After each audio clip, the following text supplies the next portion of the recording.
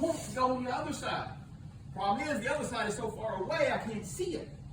So here I am, I'm sitting there, and I'm walking last night, and I'm like, okay, look, I've now got all my jobs done, I'm picking up tools. So I put my headphones on. Okay, I'm going to call this guy. Well, I called him 4 times. Guess what he don't do? He's mad at me because I didn't stop and answer the phone. So now he's going to punish me by not answering the phone. And then another guy had called. And so they had a York Rite Festival yesterday. I don't know what they wanted to know. I knew they wanted to know something. So I'm walking up here, and then all of a sudden my mind is coming around, and I'm hearing, well, the whole masonry deal, all this stuff. And so I caught myself like this, David. I'm carrying my stuff, I'm walking like this. And I said, what is it? Stop. Step up. Stand up. Be straight. Let go of this crap.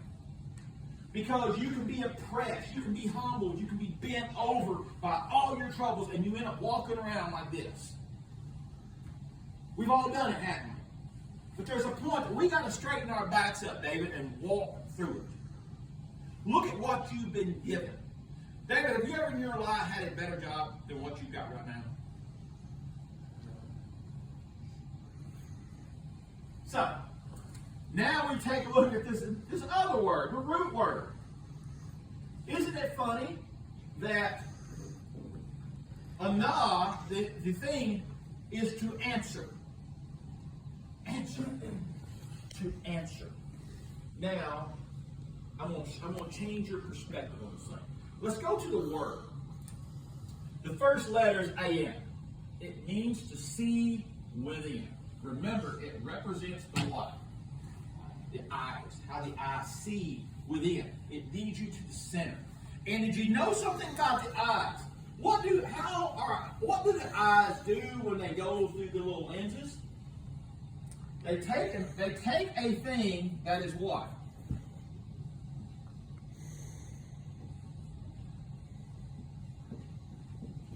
They do, don't they? They turn the situation upside down, don't they? Remember, your eyes flip things over as they're focused through. Am I correct in this? Huh? So, all of a sudden, now we're seeing the opposite of our afflictions. We're seeing what's really going on within inside. But remember, it's a pathway. When we start seeing inside of things, we start seeing the things what they really are, and our eyes are no longer focused upon what we are, because it leads us to what? It leads us to one of the words for the second letter is none, is to deceit. But it also shows you to see within the deceit. Because the deceit is to say, God don't care. But the other word for the none is faithful one. Because the deceit is to say, well, you're going through all this trouble, you're being punished, and all these other bad things. Why does it happen to me? In reality, the pain helps you to see the faithful one, to show you the Messiah, to show you God. What's really funny is the letter H-E-I, hey, means open hand, because if you look at it, it means here's seed, means faithful one, but it also represents the hand of God, the grace of God. So in other words, it tells you that this thing is to see through the deceit, to see that God has got you, that you are in His hand.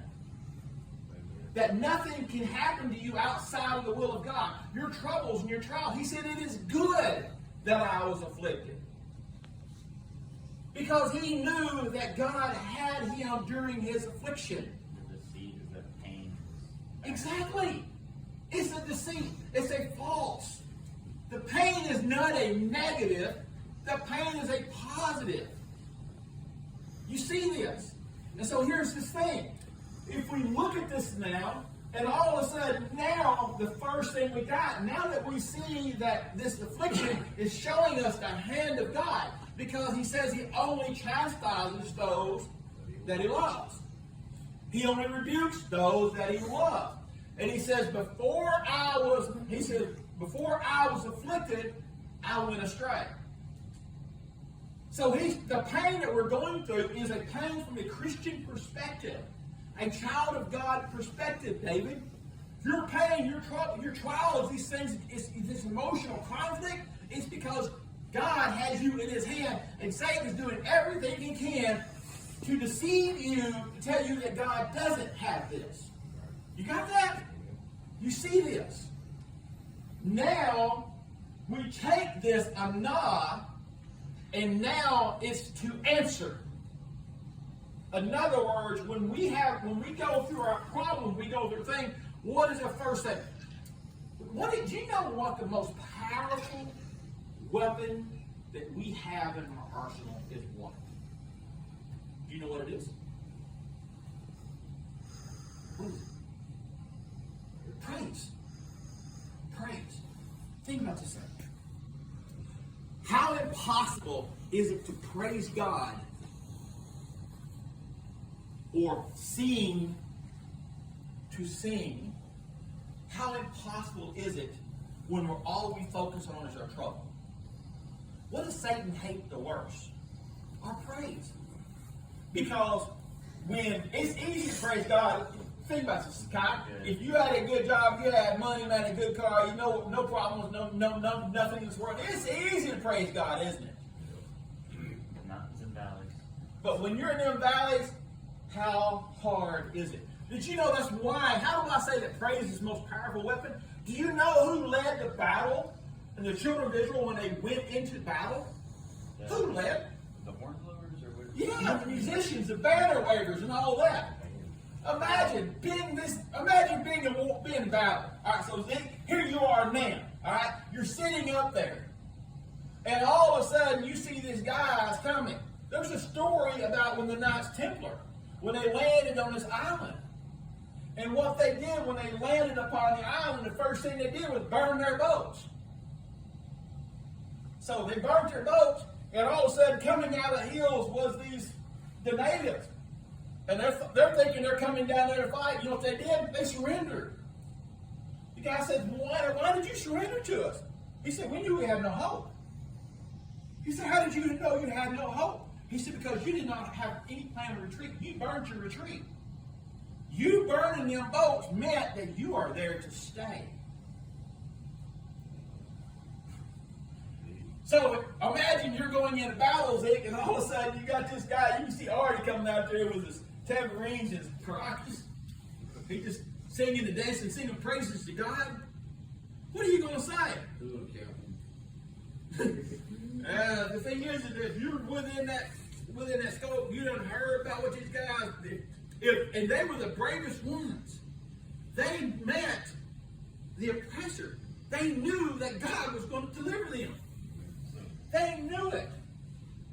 And they knew that, so what? If you pop the captivity, I remember when I'm down there, Bailey and I went to New Mexico one time, and I told you the story about how I fixed the sewer. And man, that thing popped, and it blew up all over me. Come to find out, the next day I found that there was a plumber. There was a plumber that was inside there, but he was there to minister. Yeah. And I'm down there and I dug this ditch up and I'm trying to fix this problem where the plumber was in. He wasn't there to take care of that stuff. And the Indian people were up there. They was talking about the white guys. The way, you know, these white guys. And I said, whoa, wait a second. Stop right there. Stop right there. I said, isn't that funny? The two Indians are standing up there clean. This white guy down here in the ditch covered with crap. Well, you're different. I'm like, yes. So don't say every white guy. I'm covered with crap. So we're down there. Of course, they invite me to come, eat their food with them, stuff like that, which I did later on after I was clean. But here I am, AJ. I'm covered with crap from head to toe, and it was not nice crap. Okay, it was bad crap. It'd been there for a while. And I said, God, if you ever wanted to take me out, this would be a perfect time for it. If you decided I'm going to catch some kind of disease and you want to kill me, I will appreciate that. I'm going to tell you why. If I'm going to die, I want to die serving God. I ain't done a lot good in my life. But that moment that I'm covered in poop trying to take care of this stuff, I knew at that moment, David, that I was doing the right thing. Because I didn't want to. And I would kind of like, wouldn't we always like when everything goes good just to stop it right there and build our whole salvation upon that very moment?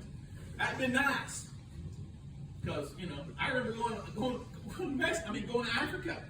Man, we did great things in Africa. We'd have to do a layover the night in Amsterdam. Never been to Amsterdam before. We had to do a layover there. Get off the airplane. Turn on TV because we ain't seen TV in 2 weeks. And I turn on TV and guess what's on TV in Amsterdam? Porn. There goes my whole 2 weeks doing good. Month prior to that fasting. If you're going to die good. To praise God during these troubles, to turn it for something good, really ticks Satan off. Because he says, think about this thing. Satan told God, the only reason Job is all this good guy, because you kept your hand on him. He says, take your hand off of him and see what he does. Wouldn't you like to know that all your troubles and all your trials, God was really just trying to prove to Satan that you really are everything that you say you are? Oh my gosh. So, it is your answer. It's how you're going to answer when you're troubled. How you're going to answer when you're in pain. It's your answer.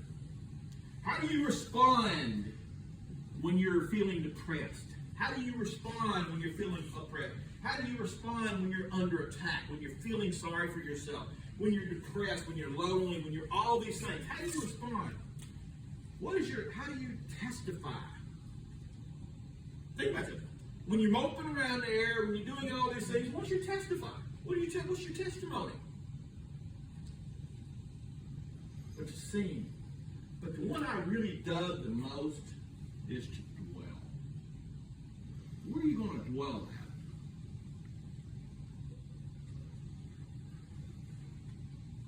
In the hand of God. To know, man, that you're dwelling within the hand of God ever. Affliction causes you to dwell within the hand of God, if you choose to.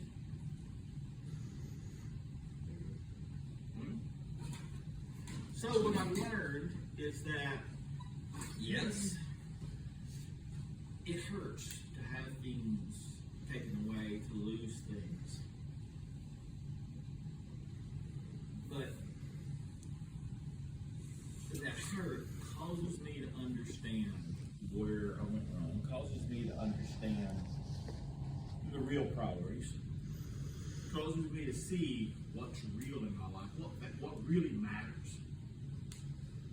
As I've said, I asked Amber, I said, how did I ever get anything done when I was gone all the time? She said, you didn't. I still did. I just worked night and day. Well, I'm learning to get some stuff done now. Somebody will just keep me out of work. That's what Amber's new job, is to get me out of work. But when you hurt, understand something. God's got this. That it's time to live like you know that God's got this. That's our responsibility. Because the problem is that the world is full of hurting people, but we can't help them because all that we're concerned about is what? But we also can't help them, Kai, because we have not been given the tools to understand. There's the pain that hurts you.